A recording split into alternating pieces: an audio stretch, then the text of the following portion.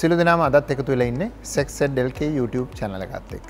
ඉතින් හැම මාසෙකම වගේ අදත් මම බලාපොරොත්තු වෙනවා ඔයගොල්ලෝ එවපු ප්‍රශ්න කීපයක් කතා කරන්න. ඉතින් ඇත්තටම අපේ channel එකට ඔයගොල්ලන්ගේ ලිංගික සෞඛ්‍ය පිළිබඳ ගැටලු ඔයගොල්ලන්ට පුළුවන් WhatsApp හරහා ඒ වගේම තමයි Facebook හරහා යොමු කරන්න.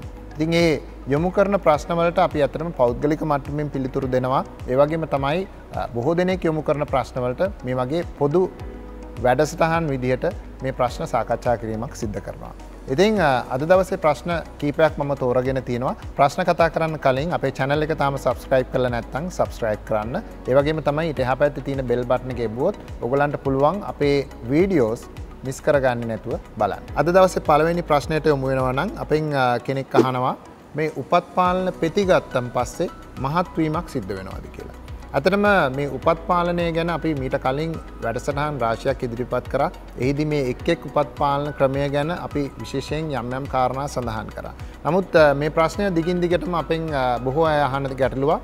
මොකද මේ උපත් පාලන ක්‍රම පාවිච්චි නොකර ඉන්න ගොඩක් වෙලාවට මේ මහත් වීම කියන එක මේ මහත් වෙන හින්දා ගොඩක් අය මේ උපත් පාලන පාවිච්චි නොකරන ගතියක් අපිට පේන්න තියෙනවා. ඉතින් මේ සම්බන්ධයෙන් මම අද දවසේ සාකච්ඡා කරන්න කැමති මේ උපත් පාලනය සහ මේ ඇඟ මහත් වීම සම්බන්ධයෙන්.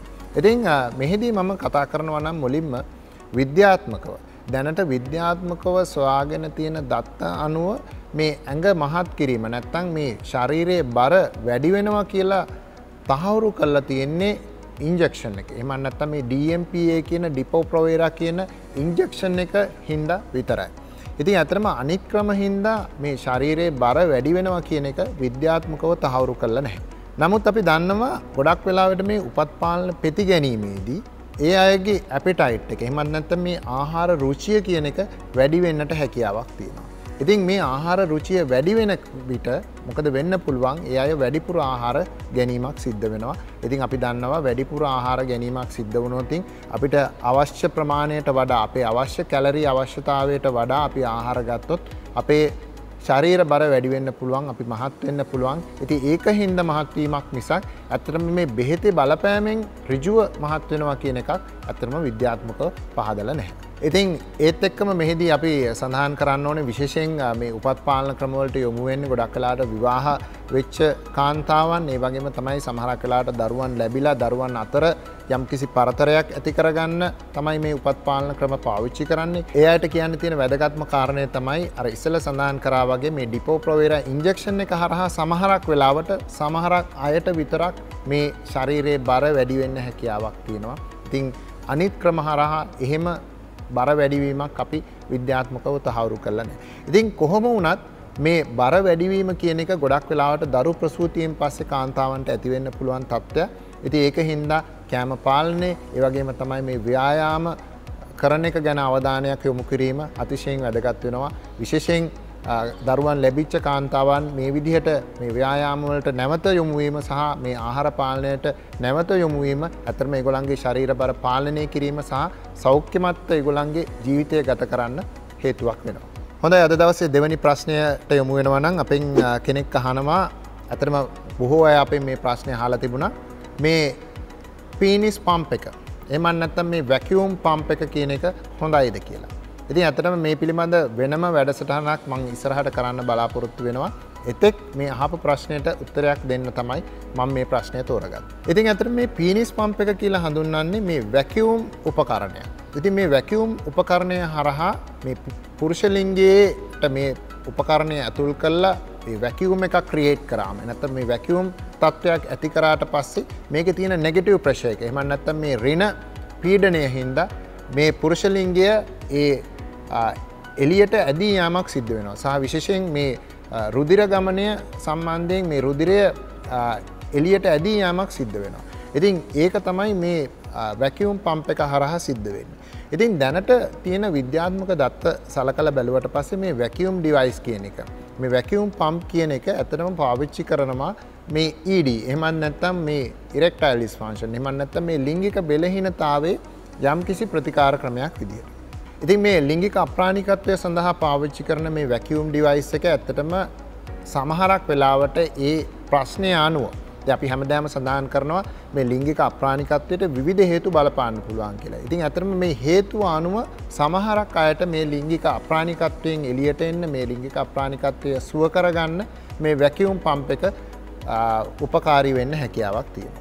හැබැයි අපිට මේ ප්‍රශ්න යොමු කරන ගොඩක් දෙනෙක් මේ වැකියුම් පම්ප් එක කියන එක පාවිච්චි කරන්නේ තමන්ගේ පුරුෂ ලිංගයේ ප්‍රමාණය විශාල කර ගැනීම. ඉතින් ඇත්තටම ඒ ගැන මම සඳහන් කරනවා නම් මම පැහැදිලිව සඳහන් කරා මේ පිළිබඳ අපි වෙනම වීඩියෝ එකක් කරලා තියෙනවා. එහෙම විශාල කර ගැනීමේ හැකියාවක් තියනවාද කියලා. ඉතින් එහිදීත් අපි සඳහන් කරා පැහැදිලිවම මේ වැකියුම් ඩිවයිස් එක හරහා මේ විශාල වීමක් සිද්ධ වෙන්නේ නැහැ කියලා. ඉතින් නැවතත් මට මතක් කරන්න තියෙන්නේ මේ වැකියුම් ඩිවයිස් එක හරහා උනත් පුරුෂ ලිංගයේ විශාල කර ගැනීමේ හැකියාවක් නැහැ. ඉතින් ඒ වගේම තමයි මේ වැකියුම් ඩිවයිස් එක පාවිච්චි කරේ නැති වුණොත් හරි විදිහට මේක හරහා මේ පුරුෂ ලිංගයේ පටක වලට හානි වෙන්න පුළුවන්. විශේෂයෙන්ම මා ඉස්සෙල්ලා සඳහන් කරා වගේ මේ නෙගටිව් ප්‍රෙෂර් එක නැත්තම් මේ ඍණ පීඩනයක් ඇති කිරීම සමහරක් වෙලාවට මේ පුරුෂ ලිංගයේ සියුම් පටක හානි කරන්න පුළුවන්. ඉතින් එහෙම වුණොත් ඒ අයගේ ප්‍රාණවත් වීමට මේ වැකියුම් පම්ප් එක කියන එක ප්‍රශ්නයක් වෙන්නත් පුළුවන්. ඉතින් ඒකින්ද මේක පාවිච්චි කරනකොට ඉතා පරිස්සමෙන් පාවිච්චි කරන එක අතිශයින් වැදගත්. ඉතින් අතරම මේ වැකියුම් ඩිවයිසස් ගොඩක් වෙළඳ පොලේ අපිට දකින්න ලැබෙනවා.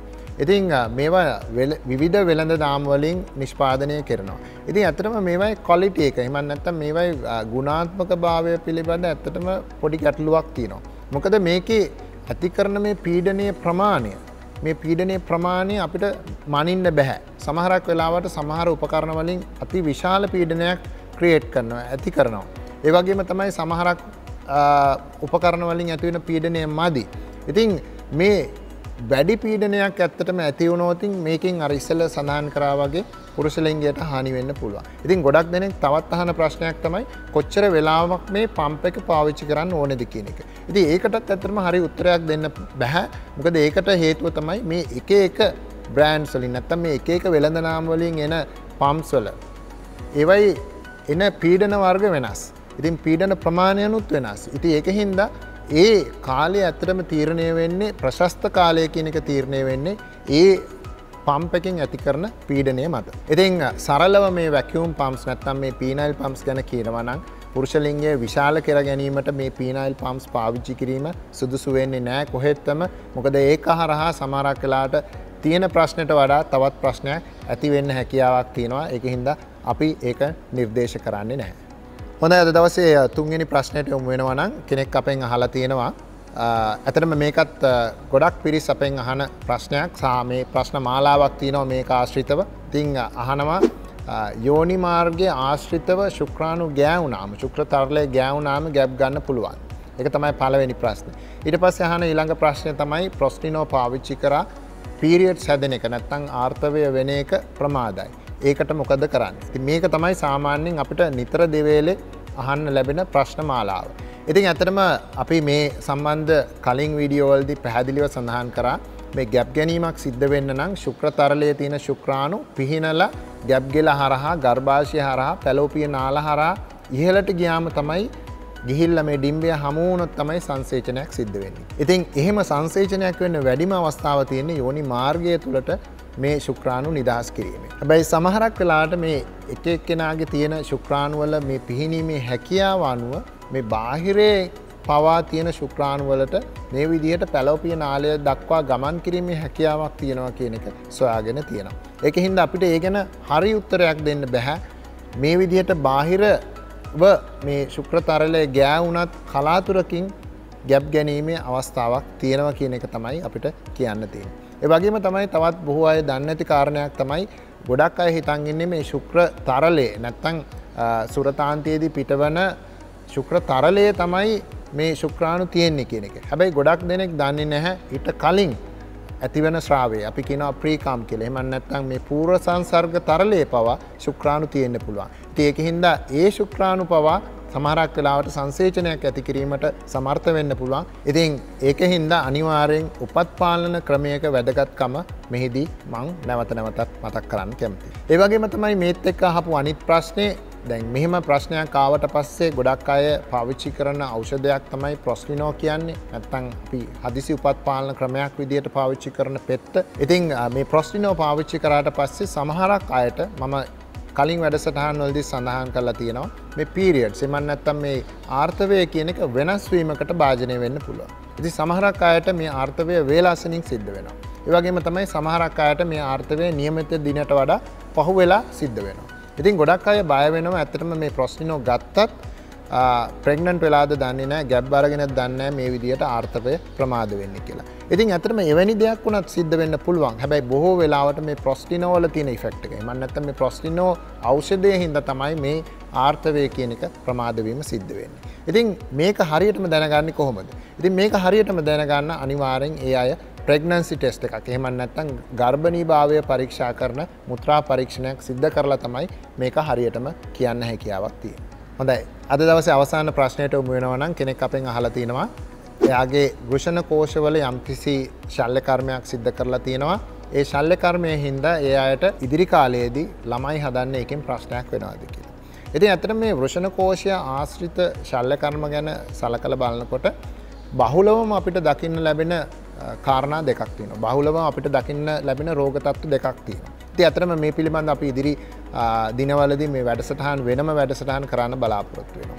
එකක් තමයි මේ හර්නියා කියන තත්ත්වය. මේ හර්නියා සඳහා තමයි ගොඩක් වෙලාවට මේ වෘෂණ කෝෂ ආශ්‍රිතව යම් යම් ශල්‍ය කර්ම සිද්ධ කරන්නේ. ඒ වගේම තමයි හයිඩ්‍රොසීල් කියන තත්ත්ව. නැත්නම් මේ වෘෂණය ආවරණය කරන ඒ ආවරණය තුල වතුර වගේ පිරීම මේ හයිඩ්‍රොසීල් කියන තත්ත්වය කියලා අපි හඳුන්වනවා. ඉතින් මේවා තමයි ගොඩක් වෙලාවට මේ වෘෂණ කෝෂය ආශ්‍රිතව ශල්‍ය කර්ම මගින් ඉවත් කිරීම සිද්ධ වෙන්නේ. ඉතින් ඇත්තටම මෙහිදී මේ ශල්‍ය කර්ම හින්දා කෙනෙකුට ළමයි හදන්න බැරි වෙනවද කියන එකට උත්තරයක් දෙනවා නම් ඉතින් මේ ශුක්‍රාණු නිෂ්පාදනය වෙන්නේ ඇත්තටම මේ ටෙස්ටිස් එකේ. එහෙම නැත්නම් මේ වෘෂණය කියන එක ඇතුලේ. ඉතින් මේ වෘෂණය කියන එක සාමාන්‍යයෙන් මෙවැනි කියන්නේ හර්නියා ඔපරේෂන් එකකදී ඒ වගේම තමයි සමහරක් වෙලාවට මේ හයිඩ්‍රොසීල් කියන ඔපරේෂන් වලදී ඒක ඩැමේජ් වීමක් එහෙම නැත්නම් ඒකට කැපීමක් යෙදෙන්නේ නැහැ. ඉතින් ඒකින්ද මේ ශුක්‍ර ජනනය නැත්නම් ස්පර්මැටෝජෙනෙසිස් කියන එකට ගොඩක් වෙලාවට මේ වගේ ශල්‍ය කර්ම වල බලපෑමක් නැහැ. හැබැයි සමහරක් වෙලාවට වෘෂණය ඇතුලේ කැපීමක් සිද්ධ කරලා තියෙනවා නම් ඒ වගේම තමයි වෘෂණයේ සිට ශුක්‍රාණු ගෙන යන නාලවල යම්කිසි ප්‍රශ්නයක් වෙලා ඒ දේවල් කැපීමකට ලක් වෙලා තියෙනවා නම් ඒ වගේ දේවල් වලදී යම්කිසි ඒ ශුක්‍රාණු වල අඩුපාඩුවක් සිද්ධ වෙන්න පුළුවන්. ඉතින් ඒ අරුණම සාමාන්‍යයෙන් කරන ශල්‍ය කර්ම වලදී ඒ වගේ තත්ත්ව ඇති වෙන්නේ නැහැ. ඒ වගේම තවත් අපෙන් බොහෝ දෙනෙක් අහන ප්‍රශ්නයක් තමයි එක් වෘෂණයක් අයින් කරලා තියෙනවා. ඉතින් එහෙම අයින් කරාට පස්සේ Tamanට දරුවන් හදන්න බැරි වෙයිද කියන එක. ඉතින් මේකටත් ඇත්තටම උත්තරයක් දෙනවා නම් එක වෘෂණයක් අයින් කරාට අනිත් වෘෂණය හොඳට වැඩ කරනවා නම් නැත්නම් ඒකේ ශුක්‍ර ජනනය හොඳින් සිද්ධ වෙනවා නම් ඒක ප්‍රමාණවත් ඒ අයට දරුවන් සෑදීම සඳහා. ඉතින් ඒකින්ද ඒ අයට ප්‍රශ්නයක් වෙන්නේ නැහැ. හැබැයි වෘෂණ දෙකම ඉවත් කරලා තියෙනවා නම් යම් කිසි විදියකට යම් කිසි කාරණාවක් හින්දා ඉතින් ඒ වගේ තත්ත්වයකදී නම් ඒ අයගේ ඒ ශුක්‍ර තරලයේ ගැටලුවක් එන්න පුළුවන්. මොකද ශුක්‍රාණු හිඟකම හින්දා ඒ අයට දරුවන් හැදීමේ ප්‍රශ්නයක් ඇති වෙන්න හැකියාවක් තියෙනවා. හොඳයි, අද දවසේ අපි ප්‍රශ්න 4ක් සාකච්ඡා කරා. මම හිතනවා මේ ප්‍රශ්න වලට සාධනීය පැහැදිලි කිරීමක් ඔයගලන්ට ලැබුණා කියලා. ඉතින් තවදුරටත් මේ සම්බන්ධයෙන් ගැටලු තියෙනවා නම් ඔයගලන්ට පුළුවන් අපි හැමදාම මතක් කරනවා වගේ අපේ WhatsApp නම්බර් එක හරහා ඒ වගේම තමයි Facebook හරහා ඔයගලන්ගේ ගැටලු යොමු කරන්න.